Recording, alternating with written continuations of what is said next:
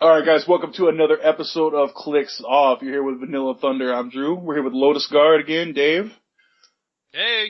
And due to a scheduling conflict, Jay can't make it to this episode, so we're rejoined by Jason Albee, Dark Jedi 21. Welcome back, sir.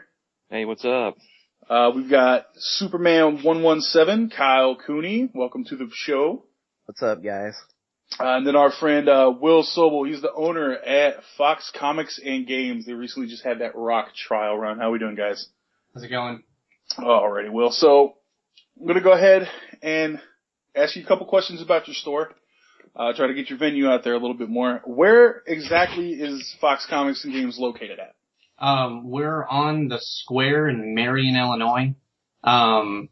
We're right next to a bar. We're squished between a bar and City Hall, so that's exactly where you want close players between the government and alcohol. It's a really awesome situation because a lot of the guys who do Clix and other stuff, when we're done playing for the night, they just go over to the bar before going home. Yeah, it's a pretty cool setup. I found that's the easiest way to cope with losses, so makes sense. So how long have you owned your store? We've been open since like the end of June last year, so only about 10 months, or 11 months now, I guess. Oh, so you just survived your first free comic book day. Yes, yeah. Woo, today you made it. Yeah. Today was our first free comic book day, though we did the Halloween Comic Fest last year, which is like a lower key version of that, I guess. Okay. So has your store been running Clix since you guys opened? We actually did Clix before we opened, as weird as that sounds. So the other owner of the store, he owns a sports cards and collectibles store in the same building as us. It's a floor up, and a bunch of people went to him to do Clix in the last few years, and Clix grew and grew, and that's kind of why we opened. So it was a natural expansion of that. Okay. Alrighty. And so how was the turnout for your rock trial, which I assume was your first rock event at this venue? Oh yeah, our first rock event. And it was a pretty good turnout. We had one guy, and the guy who won it actually, Daniel Powell, was from Evansville, Indiana. And then we do what? Woot. Kyle's from Evansville, so. Oh, right on. Yeah, right okay. on. Then. Yeah. And then we had a few people from about an hour north of us in Mount Vernon, Illinois. Very nice, very nice. Alrighty, so boobs or butts?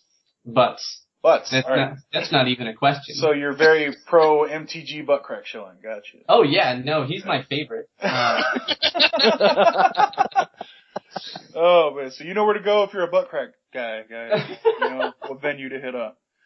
Alright, what days and times do you guys do Clix so that people can show? We do every Monday and Wednesday. We do Mondays at 6:30 p.m. and Wednesdays at 5:30 p.m. And how many regular players do you get for those events, give or take? Collectively, we've got a group probably about 18 to 20 now. On any given night, we have probably between 8 and 12 people show up. Some people are fluid between the two. Some people only do one or the other. And then there's a few people, that show up like every other week or whatever. But collectively, probably between 18 and 20 people. Awesome turnouts. Alrighty, so here's the real question. Would you rather wrestle an alligator or watch the entire Twilight Saga in a single sitting? Alligator. Alligator? No hesitation. Alligator. Bring it on. Way more likely to survive. No hesitation there. Yeah, no. Bring on the alligator. Not Kristen Stewart. Easy decision to make. Alright, well, so the main reason we got you on here is you came to me with a topic that you felt needed to be addressed. Apparently there's concerns with the livelihood of the game that you've been hearing about? Yeah, all over Realms and all over the HeroClix subreddit. And I actually, it's funny because I think I just saw a new one up on Realms today. Okay, what are they talking about exactly? Talking about how, like, their local group is dying, or how, like, WizKids is ruining the game and people are getting out of it because of them, or because of Rock, or it's too competitive, blah, blah, blah. And, it's just bewildering to me to see people complain about stuff like that. And then, again, go to my store where we started out with, like, 4 guys. Turned in, when we opened this store, we went from 4 to like 6 or 7 guys, and now we've got, we have a local Facebook group, and it's like 20 people, and that's all within the time that we opened since last June. So, like, I can't fathom the people who are going around saying stuff like, oh, Clix is dying, it just doesn't make sense to me. All right, Dave. So what do you think about these rumors that Clix is dying? I mean, I think it all depends on where you're at. Locally here in Owensboro, I used to be a judge because we had 2 venues, and our play group at Big Bang, it fluctuates. I mean, Jason will talk more about that, but I mean, like, it'll go up, it'll go down, and then the other group, we only had like a solid play group of about, sometimes like 6 to 8 people, and sometimes less. And out of those people, not many of them were spending money at the store on HeroClix. Mm-hmm. And, the store owner was buying these HeroClix, and they were just sitting there on the shelves, and nobody was buying them. So he wasn't making any money off of them. And, everyone's always going to complain on Realms. And someone's always going to say, WizKids did this, WizKids did that. But we still continue to give WizKids our money regardless of what they do because we like the game. Mm-hmm. And, I mean, so there are some areas where I can agree that I feel like the sets coming out as often as they do hurts. I know a lot of people who used to be completionists. They used to have to get every piece in the set, and a lot of the ones that were like that have left because they just couldn't keep up. Mm-hmm. And then there are others who adapted, and they're just like, listen, I don't have to get every zombie chase because I'm not going to use them, things like that. So I think the players have to adapt along with the game in order for it to continue to go. And, it's survival of the fittest. You adapt, and you continue to evolve with the game as it goes. Right. Going to the sales part of it, it's funny to me listening to that because that part is increasing in our store too. Like when Flash came out, when Flash first came out, I ordered 10 bricks and sold out day 1. So when Trinity War came out, I ordered 16 and we still sold out day 1. And like Avengers Assemble, we just got done making that order. I'm getting 20 bricks and it's looking like I'm gonna sell out day 1 already. Yeah, I mean, there are, we've had times like that in the store that I was judging at too. Like whenever the Deadpool set came out last year, like everyone bought like a case of Deadpool. I mean, they were like all about it. I want these zombie chases, and there's so many of the pieces that look good and stuff like that. So, a store owner would go ahead and assume, okay, these zombies are extremely popular right now. They're going on eBay for like $60, some are like $80, and, a little more or whatever on eBay. People are buying bricks like crazy. So whenever this second round comes out in Guardians of the Galaxy, I'm going to make sure I have enough, because like the store owner there had gotten a bunch of Deadpool and sold it all out. So he was like, well, obviously I need to go ahead and order a bunch of Guardians of the Galaxy. Well, Guardians of the Galaxy came out, and in that store, it just bombed hard. And there were good pieces in that set. And arguably, I think, better zombies. Oh, yeah. And it's like, I'm not sure where the disconnection happened there, but like, I guess every store is different. I guess it put a bad taste in that one store owner's mouth as far as, like, he had the perception that everyone was going to want a lot of that set, and he still got, a few cases left of it just sitting there, and they're probably not going to sell because that's almost been out a year now. Mm-hmm. Yeah, definitely. What do you think about that, Kyle?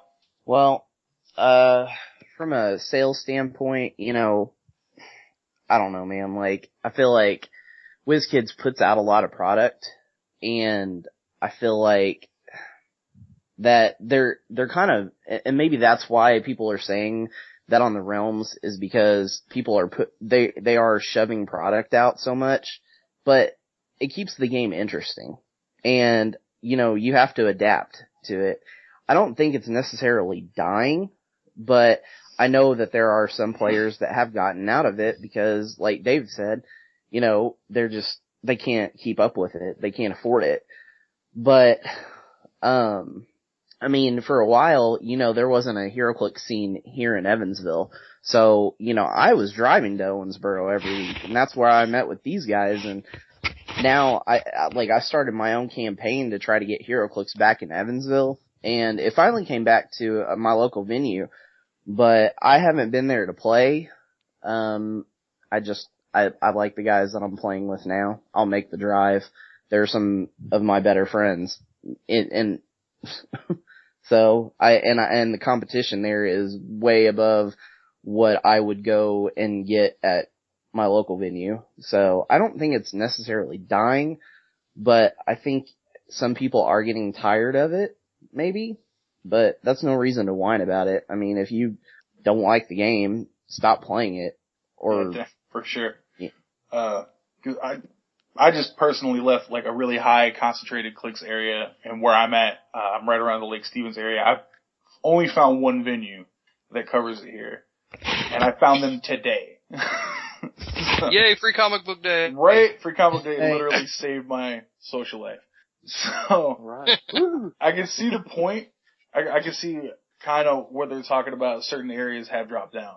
What do you think, Jason? Well, I don't know. I kind of agree with them that there's a lot of stuff, coming out, and, money's a problem for people a lot of time. But the internet's full of negativity, and that's what you're going to hear all the time. You're always going to hear the bad stuff. You're not going to hear the good stuff most of the time. That's just the way that I've been playing Clix in Owensboro since before anybody played Clix in Owensboro. Like, I started back before Big Bang was Big Bang. It was at his previous location under another name, and me and the owner and two other guys started learning it because nobody played it at the store before that. And I've seen lots of people come and lots of people go. I've seen old players that quit come back. It's just a cycle, If you don't have somebody that's in charge of it and that pushes the game and is a leader in it, you're not going to have a good player base or a good turnout. Yeah, and I think that's a big thing too, is Jason does such a great job of keeping that game alive and, always pushing, always trying to get new players and new blood in there. And, we're constantly just, pushing and pushing and pushing this game. And like you said, we've seen old players go, new players come, those guys leave, the old players leave. It's, you gotta just keep pushing and keeping your, what you love alive. So. Can I add a couple things? Yeah, definitely.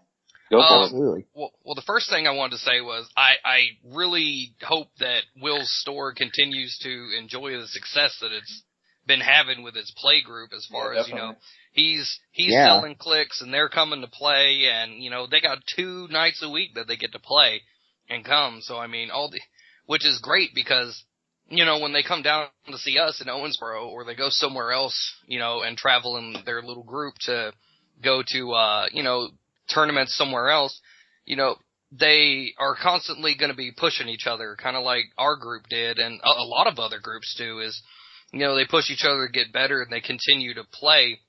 And, that's one of the things that helps the game succeed, is those local play groups.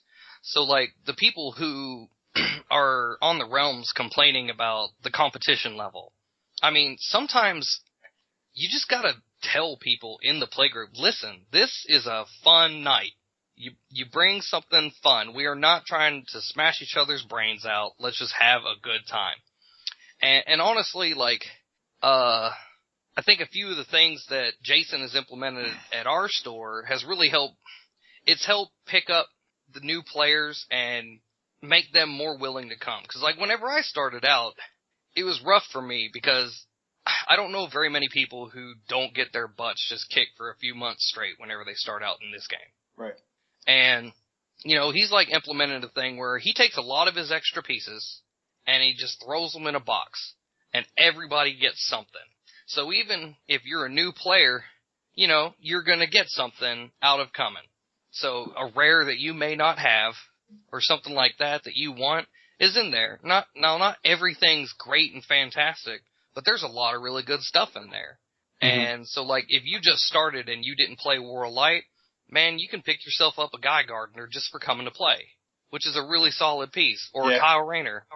And because, whenever I started out the game, I was like, the guys with all the money who can afford to buy a lot of pieces are the ones that are bringing the really good stuff and kicking the crap out of me and then winning the LEs. So it's like the rich kept getting richer.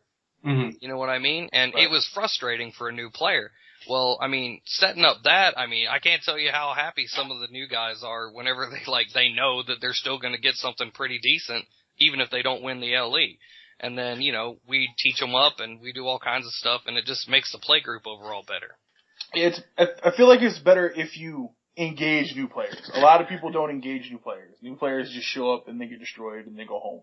Right, and you can't treat people like that because then that's what leads to the game dying. Yeah. Just because we're nerds doesn't mean we need to be jerks or be antisocial. Right. Yeah, I've got almost all my best friends I got either play Clix or I got from Clix. So the lesson out there is don't be assholes, guys. Yeah, pretty much. As far as people saying that the game is dying, I feel like a lot of them are new because people who have been playing for a while, they remember when the game did die. There was about a year hiatus from like 2008 to November of 2009 when Clix was just dead. It was, the hiatus was permanent. There was no bringing it back.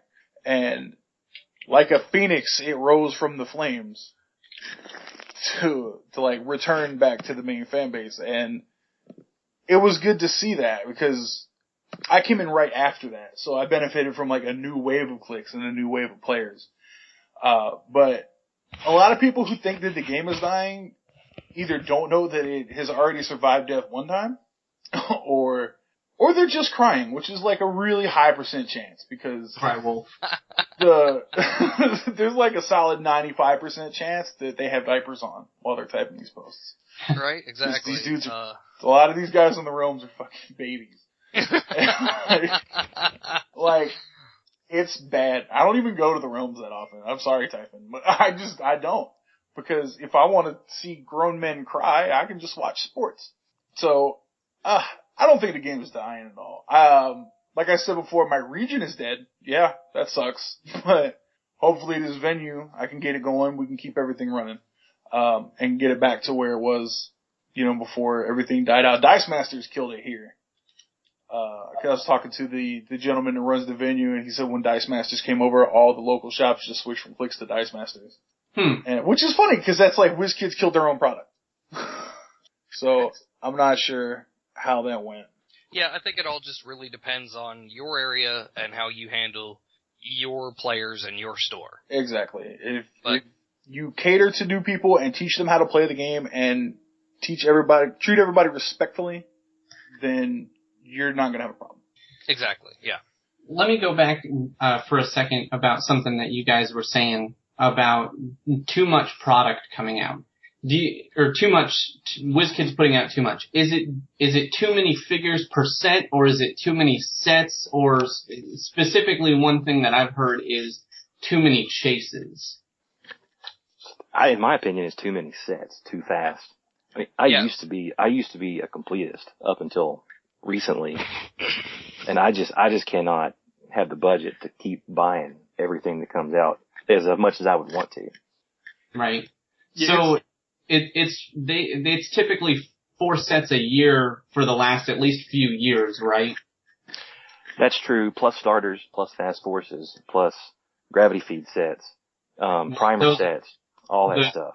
The gravity feed sets are being handled anyways, whether we want them or not. Because the Trinity War was the last big set to have an attached gravity feed. Well, when I say gravity feed sets, I don't mean that. That's what I would call a primer set that goes with the main set, but there's still going to be gravity feed sets such as Age of Ultron. Right.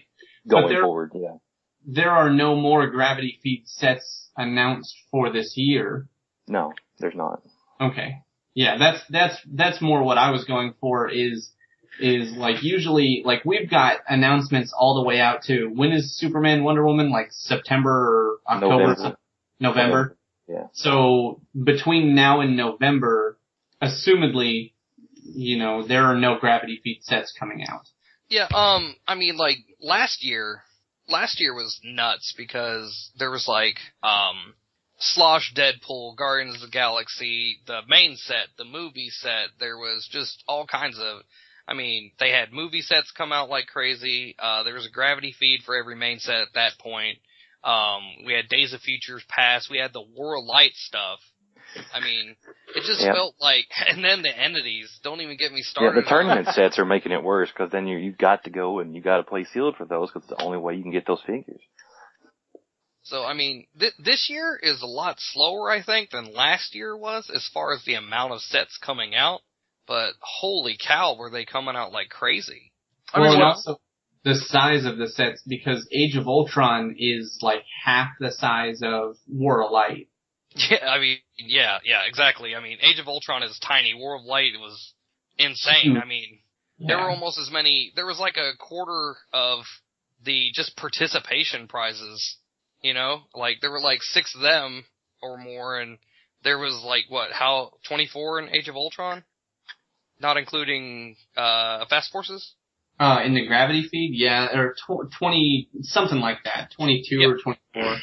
Yeah, I mean, so, there's just so much, last year, and, it used to be like, Man of Steel, has anyone even, like, okay, so, who has actually, whenever that movie came out, bought Man of Steel stuff? Our venue owners forced us to buy Man of Steel stuff at a certain point. So Jason did. How much of that stuff have you actually used? Probably 3 or 4 figures out of that set, probably. Alright, so like out of like 20-something figs, you used 3 or 4, and none of them in like a ultra, I mean like, I'm not trying to say that tournaments are the only thing that are worth playing, but not in a competitive setting, no, but. Yeah, exactly. More of a casual home store setting. I mean, I'm just saying it's like so many of they've released in so many sets, and if you go and you look at like tournament, like some of them are fun, and I really like playing this piece and that piece and whatever, but like if you look at a tournament set, you could almost get by with just buying the singles, because everybody's playing the same stuff. Yeah, for the most part. I'm trying to think about anything. A couple people at my venue have their signature pieces that they play more often than everybody else. But aside from that, yeah, it's pretty much the same thing recycled over and over again. Mario. But yeah. I don't feel like it's dying. I just feel like there are people who can't, handle the game, I guess you could say. Yeah. They can't adapt to what all's happening. Basically, they're unhappy with an aspect of the game, and rather than trying to fix their mindset to play the game properly and to evolve with the game, they're just crying on the realms and shit. Right. I think there's a big difference between collectors and people who play the game.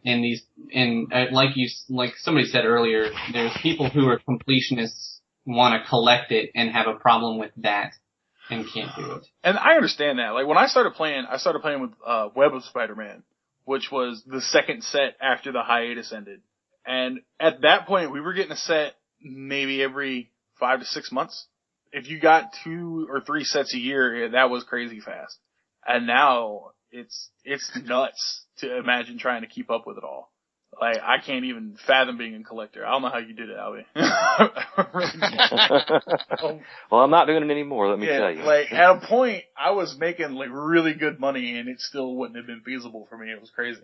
Well, I didn't have kids at that point, and now I do, so. Yeah, they'll do that. Well, Will's point about the chases also helps. I mean, whenever you're a completionist, and there's friggin' 8 chases. Yep, and they're all good enough that they're going for $80 each.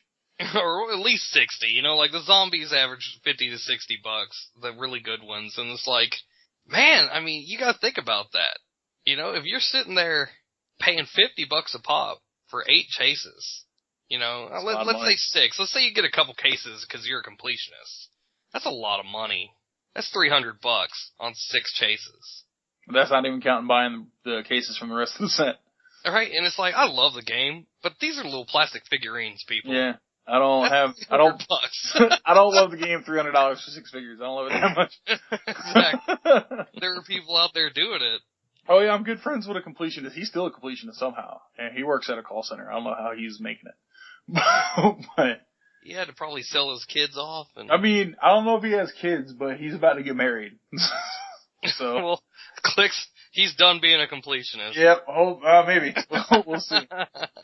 Oh, man. Alright, well guys, speaking of the livelihood of the game, I personally feel like it might be suffering a lot of powers. I feel like need updates. A lot of team abilities definitely need updates. So we're gonna take a look at a couple things that we think need to be updated. Jason, what were you talking to me about a little bit ago about what needs to be updated for the game? I think the sidelines need to be defined and updated.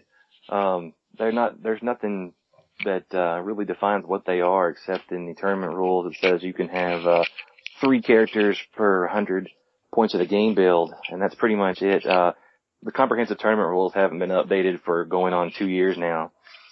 And I think we could use a nice update to those to define that, because we have a lot of characters that are involving sidelines now as far as their powers and abilities. Okay. Yeah, that definitely makes a lot of sense. Especially with these Avengers ID cards coming out. Yeah, that's going to make a big difference to that. The new Superman, a composite Superman figure, coming out in the OP kit, Animal Man con exclusive. There's a lot of things like that are coming to play now. I mean, technically, you could put Golden Age figures on your sideline, I believe. Well, they're not on the map, so I don't think they'd be illegal. Why is Web of Spider-Man Nightcrawler sitting on your sideline? Why is Cosmic Spider-Man to the side here? I don't understand. Oh, you'll find out. Oh, you'll see. I'm gonna play composite Superman. Well, he can only use, Legion guys, right? Why is he gets his powers from Legion of Superheroes cards. Okay. Why is what? Why is Colossal Spectre and Dark Phoenix all on your sideline? I don't understand why you have all those characters there. It's my cheer team. It's my sideline, don't worry about it. This is the sideline I need. Not the one I deserve. Right. Will, do you have any updates that you think the game might need to take a look at? I think that there's Leap Climb. It seems really underpowered now compared to just about everything else. Like the one I keep thinking about, the Spider-Ham, who has traded Leap Climb, and he's got charge on his top few clicks. And the way that Leap Climb is worded now is that they don't interact. Like, you can't charge while using the ignores terrain. Not with Leap Climb. You never could. You never could do that. Right, and that's what I'm saying is that it's time to look at Leap Climb and say, okay, this is underpowered for what it does. It's not only underpowered. Leap Climb at this point in the game is completely irrelevant. Right. Well, everybody forgets that Leap Climb will let you attack up an elevation too. Can you explain to me? Not to mention that too, Jason. Can you explain to me why Flight doesn't do that? I don't know. Yeah. I wish it did. Flight they need to take that, they need to replace Leap Climb outright. This is just my opinion. They need to replace Leap Climb outright, because anybody who has Leap Climb type abilities also gets improved movement, ignore whatever you need to do, ignore Leap Climb. So replace Leap Climb. Flight characters need to attack on multiple elevations. The fact that they don't is they can't replace it. You gotta have like an orange for every type of power. Oh, no, I understand that. I'm saying so they'll modify it. Come up with that, or come up with a new power for orange. I mean, I agree with Will. It's not near as good as it used to be. It's just like soaring. Soaring went the way of the dinosaur. Remember that, Jason? Yeah. Yeah, I can't even remember. I don't want to. The last piece that I saw with Leap Climb on their dial. Catwoman from DC 10th. Yeah, but that was like 2 years ago. And it's about to retire. Because I used her for my rock team, and a lot of people were like, wait, how are you attacking me? I was like, she has leap climb, I can attack you from here. And they were like, no you can't. And I was like, look up the rules, bro. look in the PAC. I can. I might not be able to do it if I can fly like Superman, but I can do it if I can jump like Catwoman. Get off my shit. I mean, I agree with, like, I think the only figs that you really see with leap climb anymore are, like, smaller pointed figs. You know, like, you're not gonna find, like, a main attacker walking around with leap climb, but you might find, like, a 50-point army builder with leap climb. Here's my best example. Well, because the Batman set that came out a couple years ago is about to get retired out. The Batman stories and characters are full of acrobatic leap climbing type characters. How many of those low point 50 to 75 point attackers had leap climb? Almost none of them. They had improved movements that represented what leap climb would have covered. Yep. Well, there are currently 194 characters in Modern Age that have leap climb on their Talk to me on July 2nd and let me know how many there are. Well, in Avengers Assemble, for instance, we know of, there are 3 characters that have leap climb. Are they top dial leap climb or late dial? Is it printed leap climb, or is it like special power? I think it is printed leap climb. Yeah, so it's the printed orange. There's 5 in Trinity War: Cyborg, Blue Devil, White Rabbit, Roy Harper, and Green Arrow. Okay, so I think that the fact that you probably had to go on HC Realms and look that up. Yes. On Clickmaster on my app. Okay, yeah, I think that speaks for itself, the fact that you said that there are... Exactly. There are 3 characters in Avengers Assemble, which isn't even out yet, and I'm pretty sure we're all caught up on spoilers which have been coming out in the last week or two. And you had to go on HC Realms to find out how many there were. I think that speaks for itself on how shitty Leap Climb is. Trinity War just came out. DC is full of acrobatic, leapy, Nightwing type characters. And there are 5 in a whole set that have it somewhere on their dial. Not necessarily top click. And not necessarily more than 1 click. Dial, so you can get away from people before they kill you. Right. But improved movement, since that came out, Leap Climb has just went, it's like, what? There used to be a power called Leap Climb. And then they nerfed it even more when they put, that you can't break away automatically. Yeah, Leap Climb is like the David Hasselhoff of HeroClix. It's still alive, but we don't care. Here's another flaw with Leap Climb, is that why doesn't it prevent knockback? Good question. I don't know. I'm not sure how much it would help. I don't think there's any way to revive Leap Climb. I think it's just going to be, unless they make it to where whenever you charge, you can punch someone if they're up in elevation on the edge or whatever. But I don't see them finding a way to revive it now that they've brought out the improved movement mechanic. See, if they just did where Leap Climb, or if Leap Climb was, they had improved movement and not give them a move action. That might save the day. That might save it, because then you can make it interact with other powers like charge. And then you can put it on a dial and not increase the character cost by giving them improved movement on top of speed powers. Right. There you go. So if they get let's say you gave them a hammer, and they had your new and improved Leap Climb, they could charge while ignoring all that stuff. Right. But late dial, when they lose Leap Climb, they just have a normal charge. Exactly. Yeah, okay, I can kind of see that. Yeah, that makes sense. It's workable at that point. Mildly. Yeah. Still not fantastic, but a lot better than it already is. Then it's basically improved movement. Right. That's all it is. But it's situational and it goes away. It's not permanent improved movement on your... Yeah, it's like, improved movement that you can lose. Yeah, you lose when you get beat up like the bitch you are. And also, make it prevent knockback. Come on, that just makes too much sense. I can see the logic in that, yeah. Because I don't remember the last time Nightwing actually got knocked into a wall. It doesn't happen often. It's very rare. He kicks off of it and makes a full move charge. But, yeah, Leap Climb definitely needs some work. For me, stealth it's suffering so hard. Because there's so much ignores hindering. Everything ignores hindering. Oh, I'll put this construct. I'll ignore hindering too. So what the fuck is the point of stealth at this point, at this junction of the game?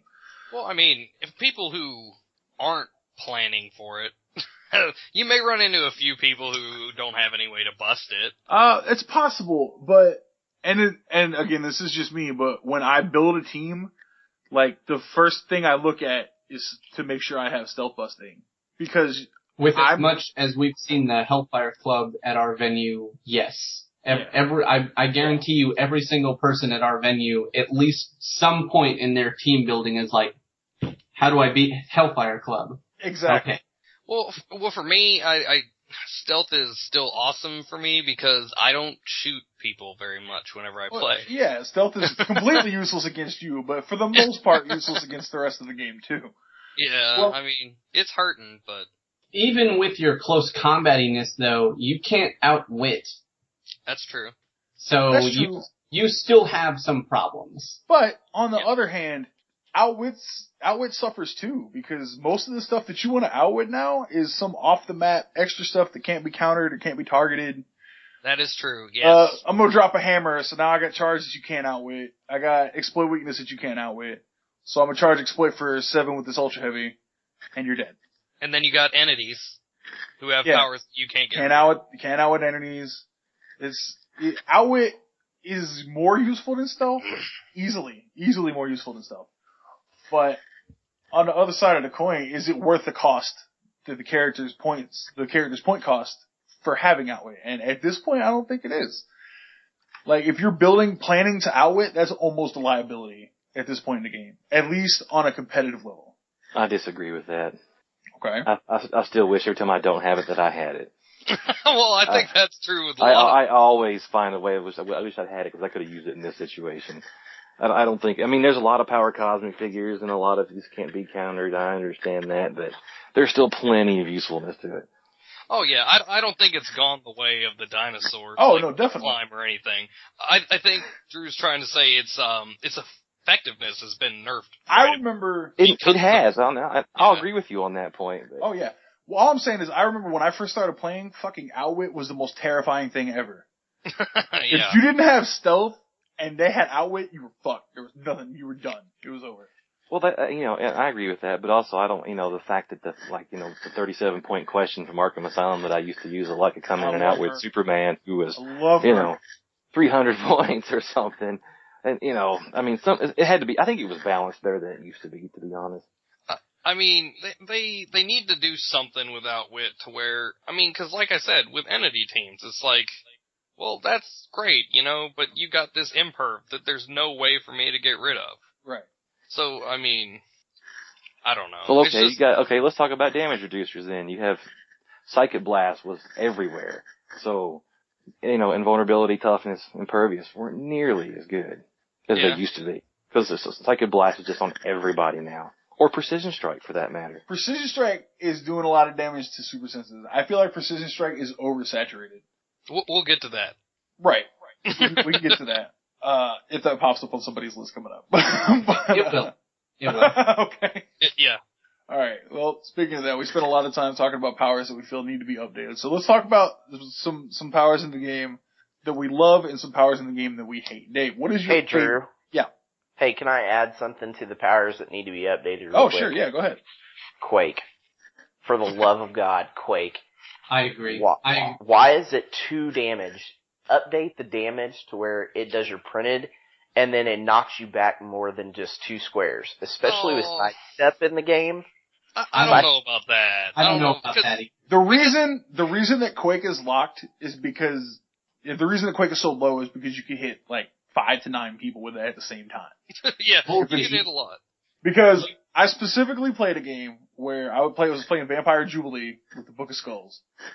And my opponent moved up, and I TK'd Vampire Jubilee into the middle of all his people, dropped a hammer, quaked everybody, and got energy, fucking steel energy all the way to full in one attack. Yeah, and coupled with Precision Strike, Quake is deadly. Here's my problem with that though, is I agree with Kyle to a point. It does need to be changed, but not like that. It needs to be penetrating damage. There you go. Or that could be another thing. Something in every damage reducer almost doesn't stop it. Yeah, because like how much damage reducer is going around right now is ridiculous. Not only that, but like have it whenever like you use Quake that the surrounding areas around you become like hindering terrain. Like it screws up the map or something. Or if I Quake on top of a building, you mean to tell me that building's not going to crumble? Like, I think that might be a little advanced, though. You know, I mean, that's just creating more craft we have to deal with. Yeah, I know, but I like Quake the way it is. I don't think it was ever meant to be a huge power attack. I mean, the only character I can see it being a big deal has his own Quake, and it's fucking Avalanche from Days of Future Past. Right. I mean, I don't think it's the characters that have it don't have to be super expensive. I mean, I just, if you made it too powerful, everybody would just play Quake pieces. And everybody can have it for 4 points with a power battery. Exactly. Pulsewave says hello. Right. Just putting that out there. Pulsewave says hello. We'll get to Pulsewave's the great equalizer. I think Pulsewave needs to stay the way that Pulsewave is, because there's gotta be something that just says, I don't care what you got, I'm Pulsewave. Except for Midnight Suns. Pulsewave, right? The new subterfuge. Don't get me started about how WizKids Rules for him can't make proper decisions. Anyway, because I'll go on for hours. We don't have time for that. But I remember old Pulsewave when I first started playing was a nightmare. I'll agree with that, because I used to not ever want to use it because I didn't understand how it worked. Yeah, Pulsewave, when I first started playing, ignored everything. It ignored blocking terrain. It ignored elevated terrain. It ignored your traits. It ignored your special powers. Nothing in the game existed that couldn't be ignored yet, so Pulsewave just turns you into numbers. And then hits you for a lot of damage to some new numbers. That's what Pulsewave did. And when I first started playing was the back half of feats. And if you have never had your entire team Pulsewave by somebody who has the Nova Blast feat on them, you don't get to complain about Pulsewave.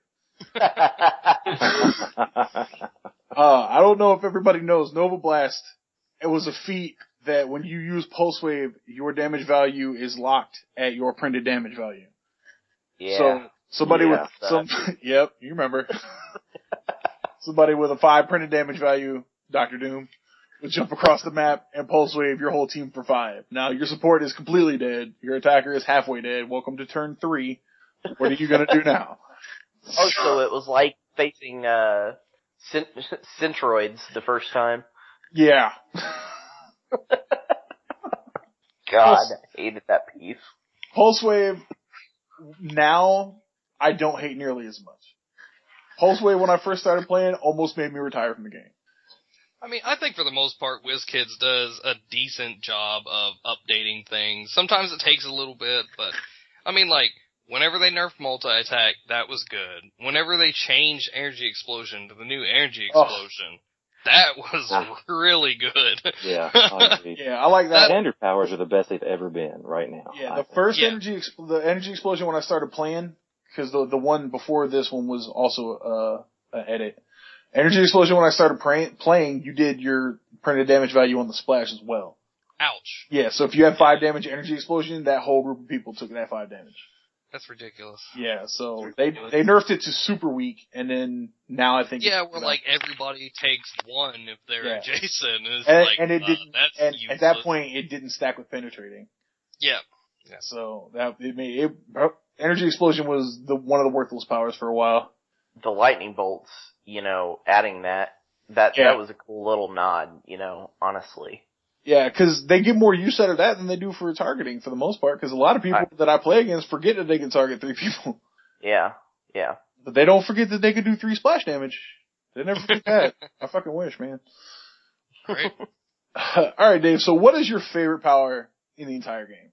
Oh man, my favorite power is Precision Strike. Precision Strike. Precision Strike is an amazing power, dude, because and I think the thing that I love about it is it's versatile. There's so much you can do with it. You can Hypersonic Speed Precision Strike. You can Quake Precision Strike.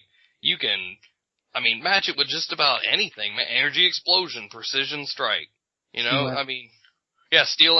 Yeah, I mean, it's just, it goes with so many things. You can't dodge it. And all these pieces, I mean, a low damage piece now has a chance against those big Supermans or, you know, all those Thors and things like that with like the impervious, you know, so you get like a little 50-point guy with like a 10 attack, you know, it doesn't matter what his damage is as long as it's like, you know, a 1 or whatever, and he can shoot him and do 1 damage. So I think it made support pieces better, and it made bigger pieces even better than that. And it's versatile, and I mean, who doesn't hate whenever you're about to lay, you know, 5-6 damage on a dude, and he rolls that 5 or 6 on super senses and just dodges it.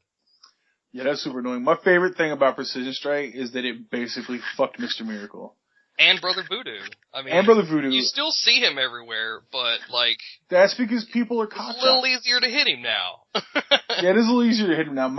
That Mr. Miracle used to make me crazy when that first came out. I was like, oh, shape change. Oh, I missed that. Oh, super senses. I missed that too. Let me take this token and dodge for free. I was like, fuck you. Like, he's the hardest character to hit ever. And the Precision Strike came out like, I think the next set or the set after that. And just started punching holes in his face. So.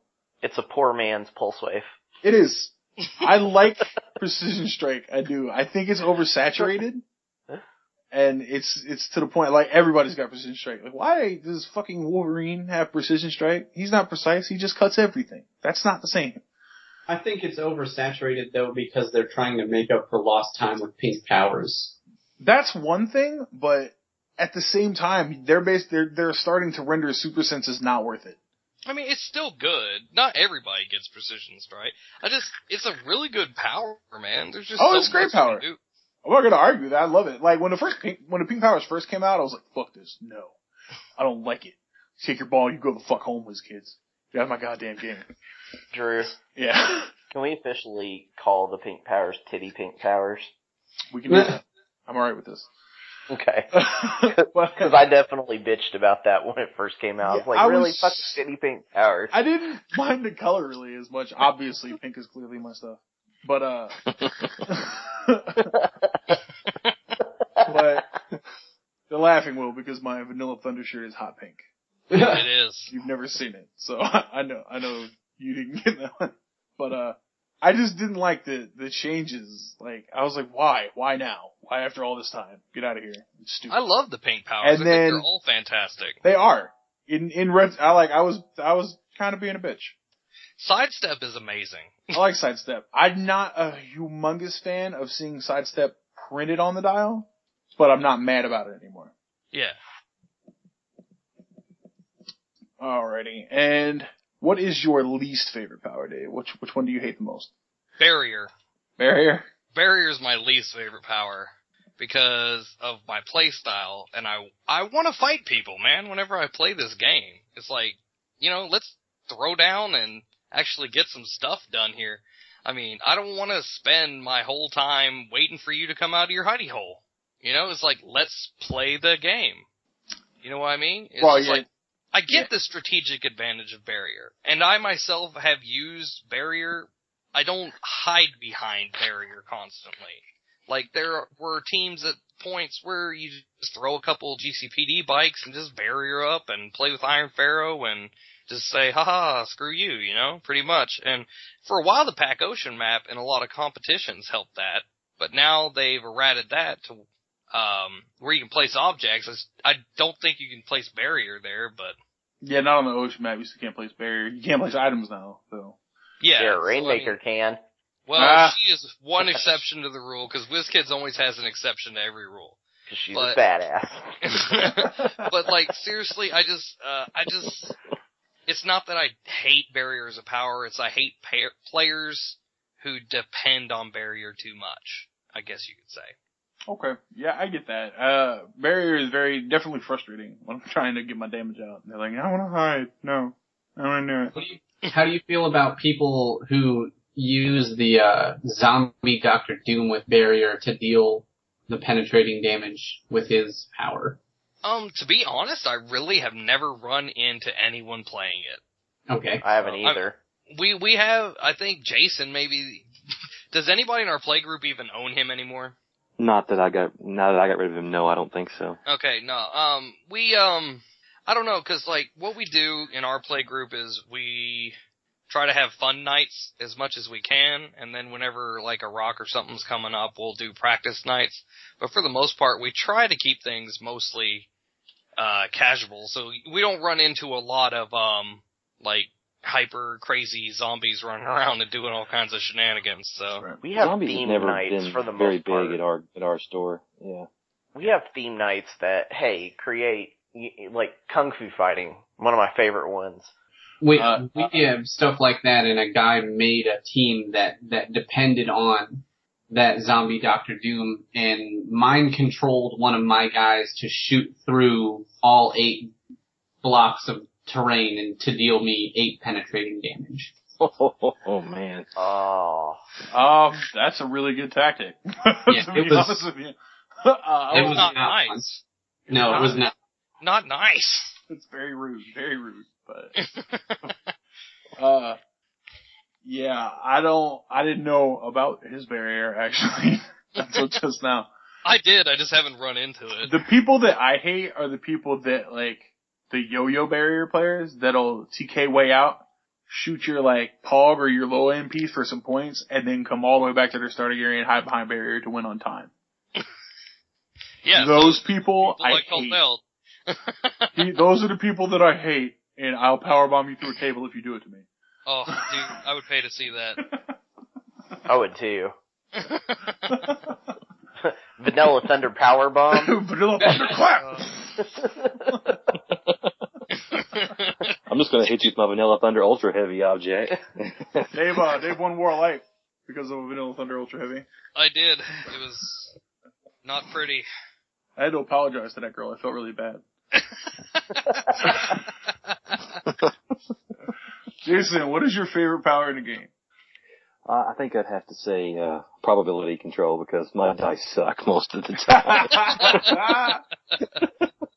I need Just a ask 40 Kyle. hit. I'm gonna promise. Sorry, Jason. Yeah. Jason had a bad night the other night. Yeah, I had one bad game, we should say, yeah. Yeah. Yeah, That third game that you played against who was it? Luke? Luke. Yeah. Your dice loved you then. They Yeah, never they love did. you in the match where it matters. No, he was playing Yeah. Luke. Of course the dice loved him then. The dice hate Luke. Everybody. Well, it wasn't Luke Grace. It was a local guy, so. Okay. Yeah. Say everybody hates Luke. I've never had the pleasure of hates- playing against Luke, so. The first time I played against Luke, I had double Shatter Stars, and he played the Shi'ar team base. And I really didn't think we were going to be friends. I was pretty upset. I avenged you. You did. Ripped his face off. I appreciate that. Yeah. We still love you, Luke. Kind of. You're a turd. In a totally non-golden power plant kind of way. Yeah. Yeah, probability control is just a great power all around. I think everybody can agree on that. Oh, yeah. Infinitely useful. Every single, I've never had it backfire on me. Well, I have. I've prompted the crit misses before. I'm gonna Think prod about this it. 3 Blades Claws into a 1. Kill me now. Wah, wah, wah. Alright, Jason. What's the power that you dislike the most? Well, Earthbound Neutralize has, like, no good qualities. Is that even, whatsoever. I'm sorry. That's like not a real My power. brain didn't consider that a power. I apologize. Oh my god. Which is why it sucks. The last I time don't like I saw that that, theory. That's you may as well just. I don't know how you managed to find a PC answer to every question, I know it, right? but I commend you, sir. The last time I saw Earthbound Neutralize even used was whenever Jameson like used it for engineer so somebody could carry her. Wow. Hey, Yeah. it's a smart plan. Yeah, I've done, It's not a bad plan. yeah. The last time I had Earthbound on my piece was Dark Phoenix, and we all know how that match clearly had to have gone. Mine was the Earth 1 Superman, the Right. chase. Yeah.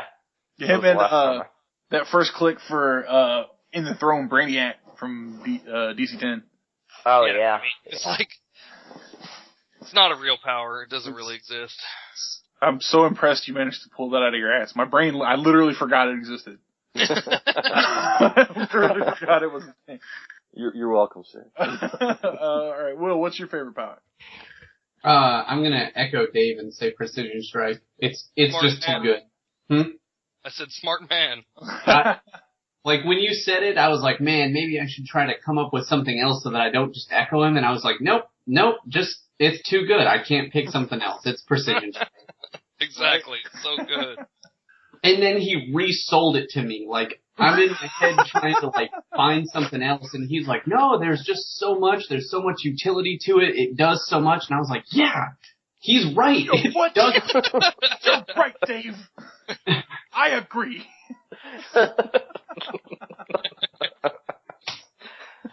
I don't know. I definitely get the appeal. It's a great power. What's your least favorite power?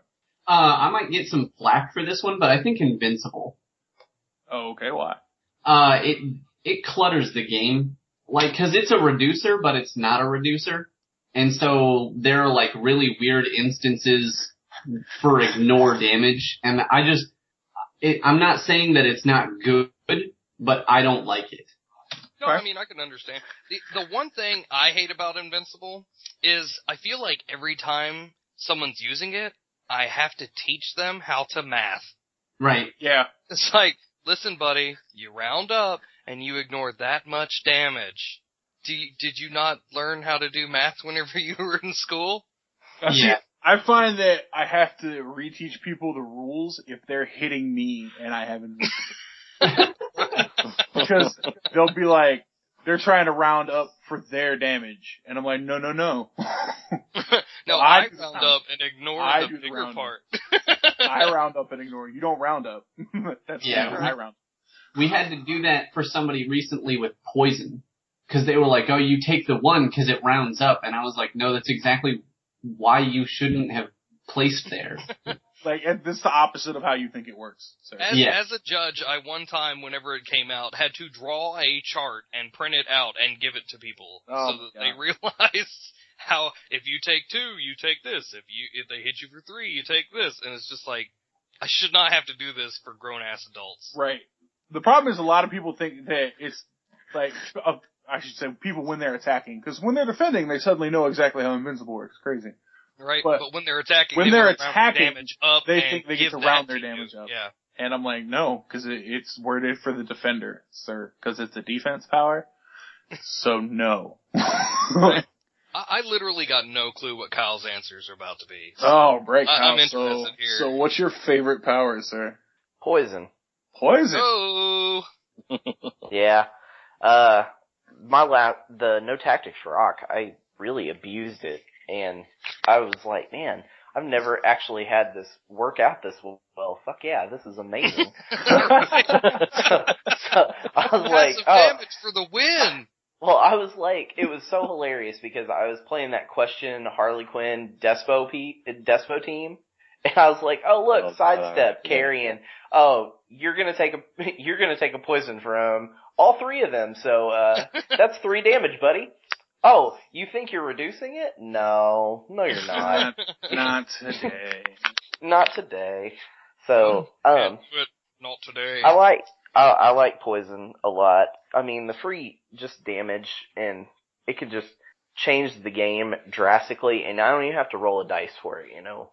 So. Yeah, I'm one of those players that I bitch about powers when they're being used against me in the heat of the match. So, I'm sure if Jason were here, or if any member of Flavor Storm was on the mic right now, they would make fun of me super hard. Because when I'm on an anti-poison tirade, I'd love to go on about how free damage is bitch damage. Drew, I'm sorry, Drew. At the last Rock you were at, weren't you playing Despotellis? Yeah, I sure was. Like I said, I'm one of those players that when I'm on the receiving end, I'll tirade all day. Oh, Like, I think everybody's like that. You don't have the balls to roll your dice, that's fine. Just fucking poison me. It's fine. Pussy! It's cool. On the other hand, I can't tell you how satisfying it is to watch a Bizarro pre-nerf wither underneath the fucking Poison. packs of poison. I know a guy who, like, seriously, like, swung with Bizarro at Desipatelis all day long in a freaking match and just kept missing and kept missing and kept missing. It's like, dude, break away from him, hit someone else, and freaking just let him follow you. Screw it, but get some damn points. Yeah. Yeah. Yeah, the poison, I like poison when I'm not being poisoned. But if I am being Fair poisoned, enough. you'll know it if you're in the building. I go all the way off. It's actually probably really funny. I don't know because I'm in the middle of not being happy about it. But I get laughed at a lot, so I assume it's awesome. So. Well, the one time we've played, Drew, I couldn't hit you to save my life. Dude, you sure couldn't, man. You needed a 5. You could not roll higher than a 4. And, like, there are people who get mad, and then there are people like me who just laugh. It's just like, what are the odds of this crap? This is ridiculous. I'm weird because like stuff like that, I would just laugh about it. But for whatever reason, poison and pulse wave set me off. Yeah, nobody likes getting pulse waved or poison. Yeah, don't worry, we're getting to that. All right, Kyle, what's your least favorite power? Will already took mine. So, Invincible. Invincible, I hate the fact that there's no rolling, like, there's no chance to evade. It's just like, here, I'm just gonna fucking take this. Kyle likes to have his fate in his own hand with his 6 roll. Yeah, it's like, okay, cool, I'm gonna be invincible. I'm gonna take half of this. Like Superman, for instance, like the new freaking Superman starts it out top dial with, granted he's a 19 defense, so good luck fucking hitting him anyways, but it's so stupid. It's like Superman just shrugs off half of the damage. No, he's fucking Superman. He's gonna either roll out of that shit or just absorb it and then fucking punch your face in. Would you rather he had impervious and took a 5 damage psychic blast? He can't roll out of shit. No. I mean, let's be honest. Let's be honest with ourselves. After. All right, let's be honest with ourselves real fast. We're all comic book nerds, right? Yeah. We all know these characters fairly well. If anybody should take full damage from psychic attacks, it's fucking mind controllable Superman. He is forever getting mind controlled and just fucking the Justice League up for no reason. That's like the thematic thing with his character. Right? Aside from that, certain situations, do I agree that should he take penetrating blast from like Hawkeye? No, he shouldn't. Professor X, every single clip. Right? So at that point it's situational and you're adding a whole bunch of extra rules to make the game make sense thematically, and that'll never happen. So. But yeah, I think Invincible, I think it's a power that I think that if they're gonna give it to somebody, that's fine. But give them a fucking way to get out of being hit at all. Like, give them shape change, or give them super senses, or, hey, you know what, they can use Invincible, but they get to roll a d6, and on a chance of 6, they get to roll out of it, or something like that. Well, also on the inverse, man, I kinda like hitting people and not letting them roll out of it. Yeah, I mean... Which is one of the reasons I love Precision Strike, It's like yeah. The exact reason I said, is because it's like, no, I don't want you to roll. You're taking some damage and you're going to like it. Keep in mind that you can't Precision Strike out of Invincible because Precision... Yeah, well, I'm just saying... well, that's true, but as long as you're doing 2 damage, they're going to take damage anyway with Invincible. Well, what I'm saying is where he suggested, like, he would like a roll. Well, what I was saying was, as a player who's attacking, you want to do whatever you can to not have them have the opportunity to roll out damage that you're going to give them. Right. Sure. So it's like, I don't hate Invincible.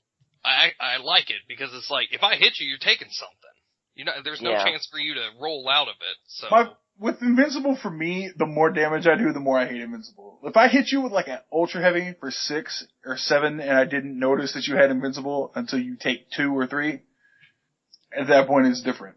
Yeah. If I hit you for 2, I'll be like, fuck yeah, take 1. Right? And also with you can take an invincible guy down a few pegs with support pieces. Yeah. Which I love, because it makes, like, a 2 damage, 9 attack support piece for nothing. All of a sudden, hey, you're an attacker now. Your 50-point you can destiny. assign damage to Superman. Good job, Star Labs Tech. You know what I mean? You can do that 50-point destiny with the, she got precision strike and range combat expert. Right, and it's just like, all of a sudden, this 50-point destiny piece is like, hey, Superman, you just got shot with a crossbow and took damage. She's like, I damaged Superman! Because like I said, no one likes it whenever you're putting damage on somebody and they roll out of it. Yeah, the worst thing in the old game was, like, I used to play Scroll Miss Marvel all the time. She had hypersonic super strength, and you hit somebody with a dumpster, and they roll impervious. I always go with the hot dog cart. Well, the dumpster is a special item. It doesn't get destroyed. Oh, that one. Okay, gotcha. Yeah. So I hit him with it and drop it, and then as I'm flying away, pick it back up. Yeah. If I had to say something else, I'd say maybe Mastermind. I feel like Mastermind is one of those powers, like, for why and for the love of God does Nick Necro have fucking Mastermind? Like, that piece, I think, should have, like, super senses or something. They just hand it out to pieces that they're just like, I don't know what to fucking give this guy for a defense power. So let's just Mastermind. Yeah. So then you got this great piece that you have to go, well, now I have to build all of the people that can soak damage. So. Well, I mean, with Nick, it's a little different because he's like, hey, this guy cannot attack me. And I got another guy with me, so if the one guy does attack me and try it, because, if you take out Nick Necro, then that guy can attack, Yeah. Well, it's a little different. What I'm trying to basically say is, he locks down one attacker against him, and then the other attacker, who would want to try to take him out, he can mastermind the damage off to someone else. The most annoying thing to see somebody mastermind to, I played, my friend Mario, and he played, Fear Self Odin with, like, 10 pogs. So I go hit him for 6, and he just mastermind to a pog. Right. And I wanted to punch him in his goatee. Luke, a violent person, Drew. Luke played that, he played fucking Super Scroll with Headpool. In the No Tactics Rock, and I was like, son of a bitch. Right? I hate really? you, sir.